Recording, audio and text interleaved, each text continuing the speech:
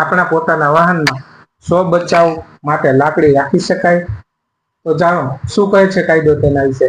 ભારતમાં તમારા વાહનમાં લાકડી રાખવી અથવા લઠ રાખવી તે કાયદેસર છે કે નહીં? કારણ કે તેને 1959 આર્મ એક્ટ હેઠળ હથિયારની વ્યાખ્યામાંથી સ્પષ્ટપણે બાકાત રાખવામાં આવેલ છે. જોકે તેની કાયદેસરતા, સંજોગો અને તમે તેનો ઉપયોગ કેવી રીતે કરો છો તેના પર આધાર રાખે છે. આમ લાઠી અથવા સામાન્ય ચાલવાની લાકડી ને આર્મ એક્ટ 1959 હેઠળ હથિયાર તરીકે વ્યાખ્યાયિત કરવામાં આવતી નથી, જો તે ફક્ત ઘરેલું અથવા કૃષિ ઉપયોગ માટે રચાયેલ હોય. 2024ના હાઈકોર્ટના ચુકાદાએ પુષ્ટિ આપી હતી કે લાકડીઓના કાયદા હેઠળ હથિયાર ગણવામાં આવતા નથી. આમ છતાં જો પોલીસને લાગે કે તમે કોઈ કોઝનેબલ એટલે કે વોરંટ વિના સજાપાત્ર ગુનો કરવાના ઈરાદાથી લાકડી લઈને જઈ રહ્યા છો, તો તમને ફોજદારી કાર્યવાહી સંહિતાની કલમ 151 હેઠળ, જે હવે ભારતીય ન્યાય સંહિતા દ્વારા બદલવામાં આવેલ છે, તે પ્રમાણે તમારી ધરપકડ કરવાનો અધિકાર છે. આમ તેનો હથિયાર તરીકે ઉપયોગ એ ગેરકાયદેસર છે.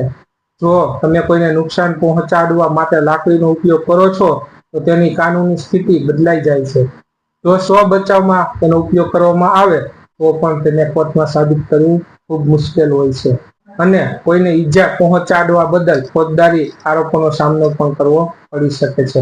આમ સ્વ બચાવનો કાયદેસર રીતે ઉપયોગ, જ્યારે તમે કાયદેસર રીતે લાકડી રાખો છો ત્યારે તમે તેનો ઉપયોગ ખૂબ જ ચોક્કસ પરિસ્થિતિમાં જ સ્વ બચાવ માટે કરી શકો છો.